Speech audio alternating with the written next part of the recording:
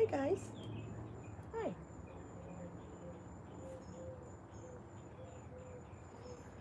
Hi, and welcome back to Create, Share, Inspire. This is episode 432, and we're here live in my backyard in tropical Southwest Florida. If you're joining me live, please say hello. Let me know if you are crafting this morning or if you have any questions for me. If I can get to them, I will. If I can't get to your questions, please always feel welcome to leave them for me in the recorded version of the podcast because it is a great place for me to see the comments throughout the day. Hi, Cherie and Christine, Annette, Lisa, Glory, thanks for joining live. Hi, Christine and Judy, Lisa. Happy Friday, everybody. Hi, Thea. Hi, Naomi and Robin. Hi, Gerda and Barbara and Carol and Rose. Great to have so many people joining this morning. And Melissa and Lily. Thanks everybody for joining me early in the morning on Friday before a long weekend. Hi, Jermaine and Carrie, Naomi. Thank you for those of you saying my top is cute. Another Marshall's find. Hi, Enid. It's actually super cute. It's got a couple of prints on it and colors that I love. So there's teal, navy, and coral, and it has these great twisted ties with fringe on them. And so I paired it with navy shorts this morning, and the navies match really well, which is nice.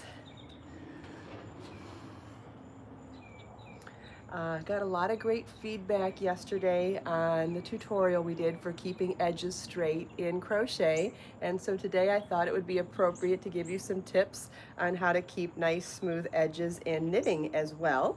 They are obviously different, and maybe even for a different reason. I find that in knitting it's not nearly as easy to make mistakes on losing your stitch count or increasing and decreasing. The stitches are already pretty present because they're looped onto your knitting needles already. Not to say that you can't make mistakes on bigger projects, but another reason to practice on a small swatch. So right here I cast on 12 stitches, and whether you practice this in garter stitch, or which is knit every row, or stockinette stitch, which is knit on the right side and purl on the wrong side, either way, that's the garbage truck. I did take the garbage out, right? Yes, I took the garbage out last night. Don't you ever panic when you hear the garbage man and you're like, oh, did I do it right? Okay, so here I've done a garter stitch swatch. This is 12 inches, or 12 stitches. This is in Be So Baby yarn in colorway Diva, which is a really bright and vibrant raspberry, really gorgeous color. And normally when you do garter stitch, you have bumps on the edge of the row, and especially if you're going to work along the side and pick up into those stitches, it can be really difficult to figure out where to pick up into. So one of the great options you have for getting nice smooth edges and actually getting like a detail, it's like a smooth stitch detail on the edge here, and that's from slipping the first stitch of each row. Now there are options for slipping your stitches. You can slip knitwise, you can slip purlwise, you can do a twist, and you can twist. You can knit into the back loop when you knit that twisted stitch to even twist it more. I like them not twisted. I like them just smooth and straight, and you can do this either with a purled slip stitch or a purlwise slip stitch or a knitwise slip stitch. Either way is fine. This will work on most fabrics. Now, saying most, obviously there are exceptions to this, but anytime you're doing something that has straight stitches at the beginning and end of the row, like a selvage of, let's say there's a knit 3 selvage at the beginning and end of each row, any type of a project like that is a fantastic candidate for slipping the first stitch of each row. Now, you have other options still. You could knit the first and last stitch of every other row. Now, can anybody tell me why you wouldn't want to slip the first and last stitch of every row? Let's think about that for a second. What would happen if you chose that option instead of specifically how I worded it? Can you picture what that would do? See if anybody answers it quickly. If not, I will. That's the interactive fun part of doing the podcast live, is you get the feedback, right? But that's okay if nobody immediately knows either, because I'm happy to share. Okay, so I've got a question, a suggestion of decreased stitches, and another one up there. No, what would happen? No, they would not be knotted. You would end up never knitting them, and you'd have that slip stitch just keep going up and keep going up, and it would just become so long, and it would get so puckered that it would pucker the beginning and end of the row because you would never knit into it. So that would be horrible too. You don't want to slip it forever, because if you kept slipping it, it would pull up on the work and it would pucker the work and it would be a disaster. So you want to make sure that you either commit to slipping the first and last stitch of every other row, or just slipping the first stitch of every row and forgetting about the last stitch, because that way it's always going to be knit or purled or whatever stitch pattern you're doing. You want to make sure that you're only slipping each stitch every other row. So when you're knitting the first stitch of every row, on the opposite row, that ends up being the last stitch, right? So let's say we're slipping this stitch, the first stitch of this row. When we come back and work this row, that ends up being the last stitch of the row, right? So if you're slipping the first stitch of each row, it's protected by that as well. Okay, so having said that, I'll show you the couple of different ways we can do this. When you're going to slip purlwise, that means you place the needle, oh gosh, thought I was gonna sneeze, and I'm not. Okay, so if you're gonna slip, it is so hot out here, I probably look like I'm melting already, sorry. Anyway, so if we're gonna slip purlwise, we insert the needle from right to left into the front of that stitch and slide it off our needle. Then make sure we pull our yarn to the back of the work in order to knit across the rest of the row. And then we will knit across the rest of the row.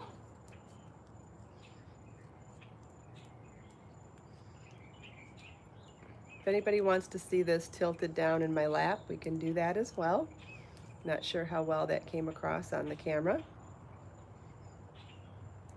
Okay, and now for the next row, I'll show you how to do that if we're going to slip purlwise, or slip knitwise. So if you're going to slip knitwise, you're going to insert from the left to the right into the stitch and slip it off your needle, but not knit it, and then knit across your row.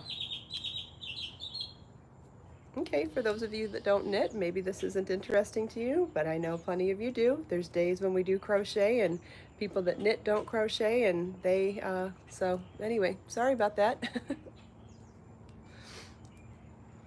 Yep, got plenty of tutorials on how to knit and plenty of videos on both knitting and crochet if you're interested in learning either. Lots of ways to do it. Okay, oh, I was going to show you how to knit into that last stitch. Okay, I'll do another row because I want to show you that knitting into a slip stitch can sometimes be a little different than knitting into a regular stitch as well. Even my hands are sweating already. Can you see that? But what my favorite reason for doing that, I do like the detail that it shows on the side of the row, but I find that this turns picking up, and okay, so I'm at the slip stitch at the end of the row, which was the beginning of the previous row, and so it's going to be a little tighter than the stitches, so you may have to pull on it a little bit to get into it. That's all. That's what I wanted to say about that.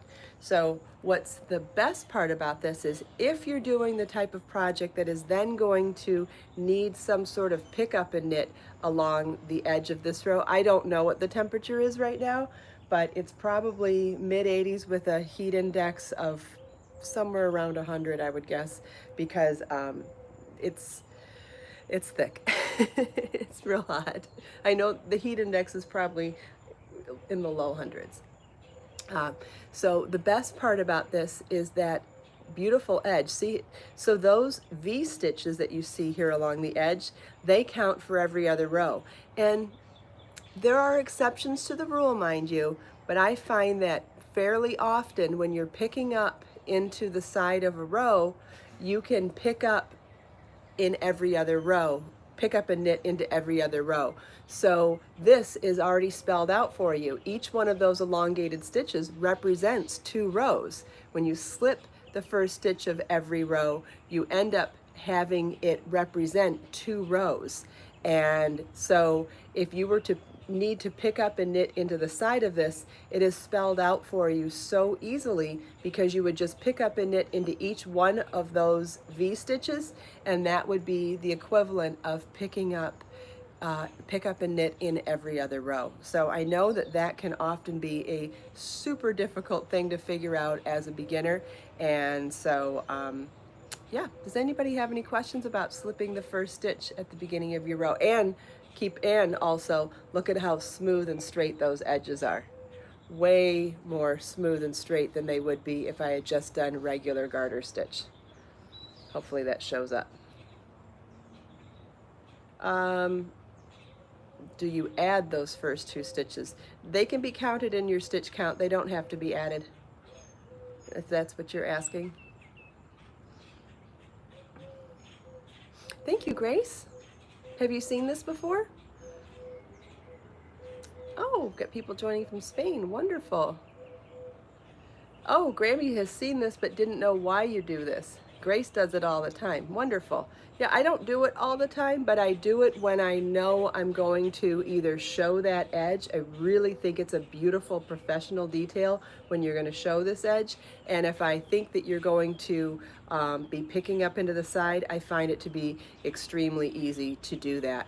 Oh, can you do 2 or more stitches on the edge? You could, but I don't know if it would be necessary, but if you wanted to, you certainly could.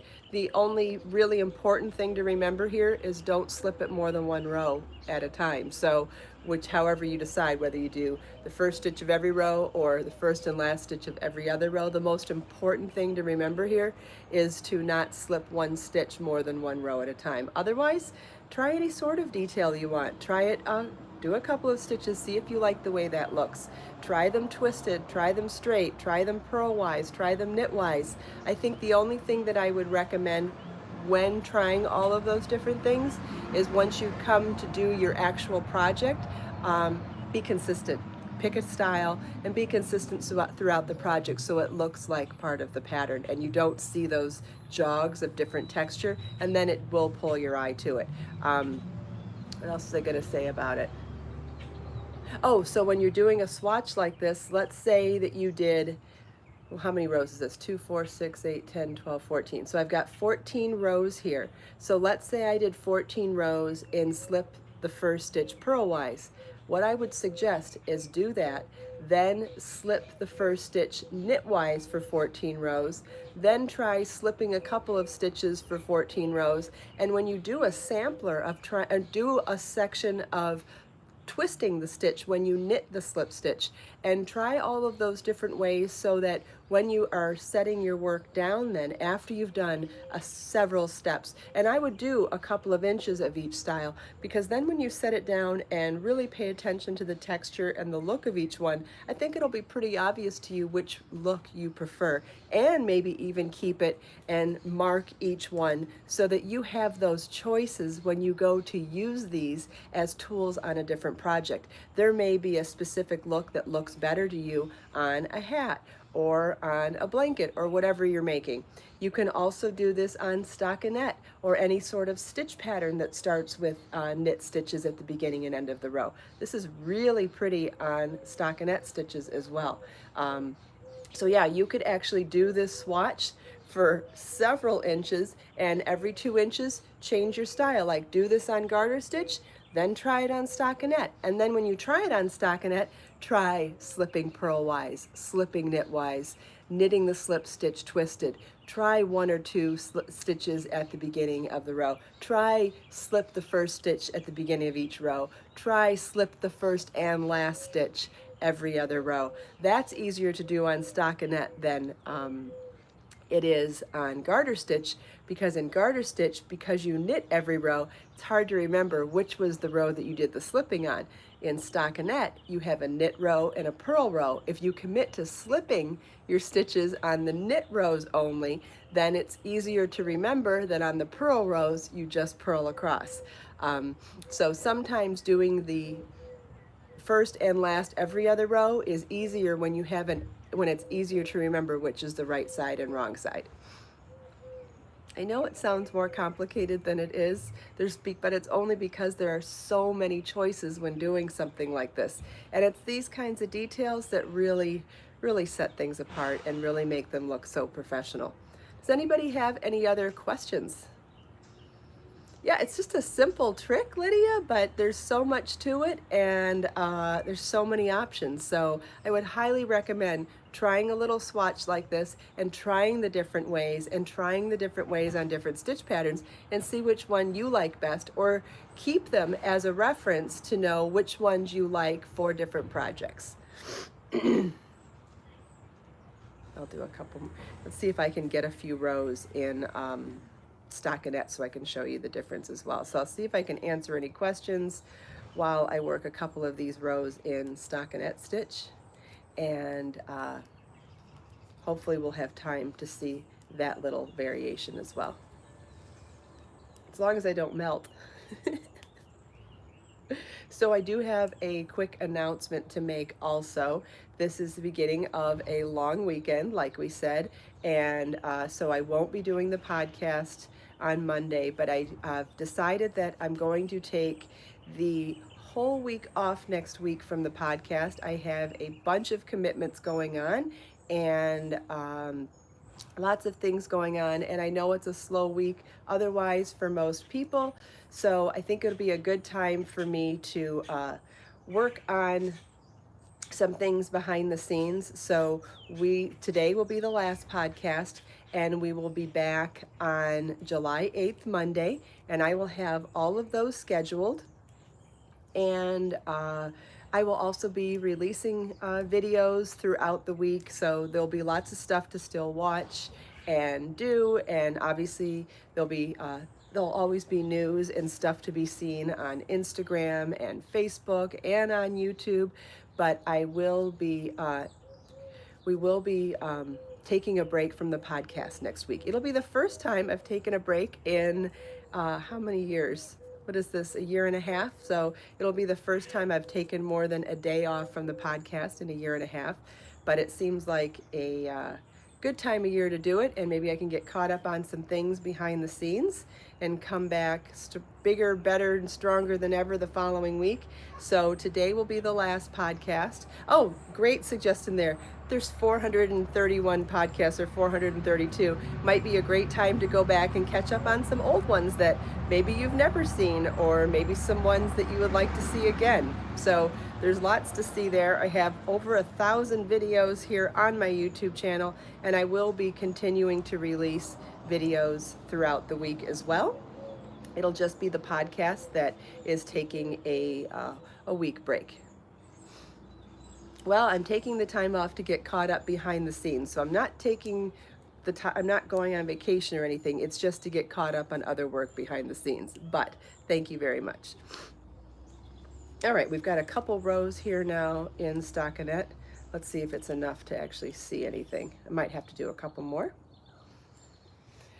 Someone was asking how I hold my yarn for tension when I'm knitting. Now, people knit in all sorts of different ways. Some people knit continental, and what's the other one called? I always forget. I don't knit continental, I knit the other way.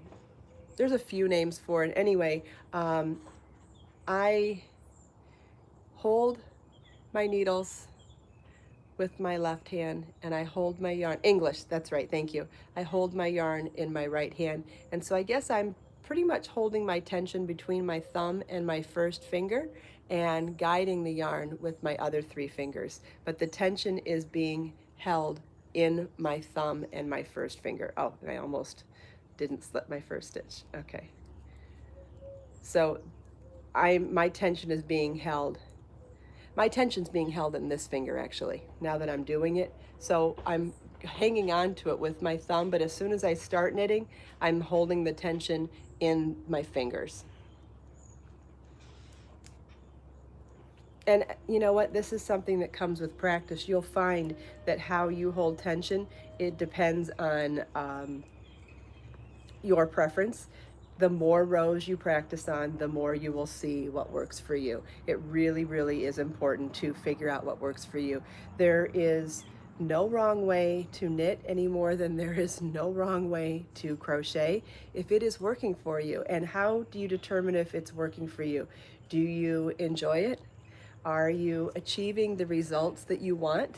And honestly, that is all that matters. If someone tells you you're doing it the wrong way because you're doing it differently than them, remember, other people's opinions of you are none of your business. Now, if you are not enjoying the way you're doing something, or you're not getting the results you want, those are reasons to look at the way that you're knitting or crocheting and deciding if you need to improve on your technique. But remember, if you're enjoying it and you're getting the results you want, there is absolutely no reason in the world why your knitting or crocheting differently than anyone else means anything. It's perfectly okay. I can't say that strong enough. Okay, so we've now slipped the first stitch of every other row. No, we've slipped the first stitch of every row in stockinette, and I want to show you on the stockinette side, the front side. Can't really see it too much, but that's because those slip stitches have sort of curled to the back, and in blocking we could make this lay flat. That's fine, but we're going to leave it there for right now because we need because that's where you can see it. Joe, I need you to email me your mailing address. Joe won the yarn giveaway the other day, but I need her address to send her prize. Okay, so you can see those elongated stitches. They carry up from the garter stitch section, and you can see them right there. So again, if you were going to need to pick up and knit into the side of the row, this is such an easy guide for a beginner to recognize where those stitches are. So they are the equivalent of 2 rows. So if your pattern says to pick up and knit into every other row, then you would pick up into each one of these. But here's a question. What if it says pick up and knit into every 3 of 4 rows? So when you're doing this, that could get a little tricky, right? You're like, oh, I only have 2 for every 4, so what would I do? So what I would suggest is if you needed to pick up into one of these more than once, you could either pick up into the front and back, or you could pick up into both loops for one of the stitches and only one of the loops for the second stitch. That would be a great way to, and you'd still be on track because it's helping you recognize how many stitches. It represents 2 rows for each of those elongated stitches. So even if your pattern said to pick up 3 out of every 4 rows, on one elongated stitch you'd pick up into both loops and 1 loop, and on the following elongated stitch you would pick up into both loops. So then you would have picked up 3 stitches for 4 rows because these represent 2 rows each. I know that's a lot of information, so does anybody have any questions about that?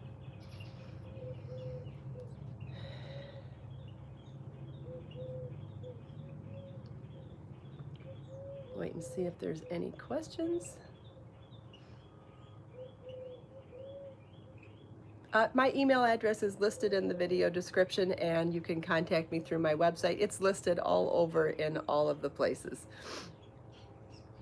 It's listed on my Instagram, on my Facebook, on my website, and here in the video description on YouTube. You can find it. Very easy. You can find how to contact me all sorts of places in the video description. Every video description tells you email, website, all the other social media channels. You can find it in all those places. Yeah, absolutely, no problem. Yep, if you needed to pick up into each row, you would knit into the loop twice. And I think the best way to do that would be to knit into both loops and then 1 loop, both loops and then 1 loop.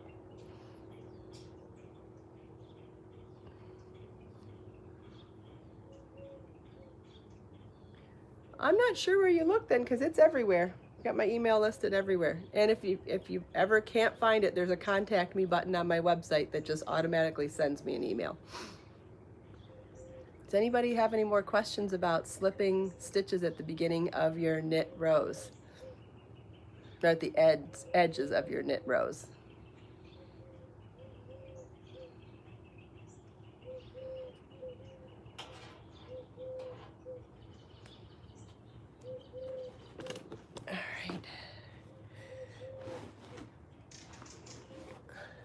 All right, doesn't look like we have any other questions. I hope that helps some people. If anybody would like to pick a number between 1 and 5, I will, let's see, we've got a 2. We've got number 2. I think that's the first number I saw.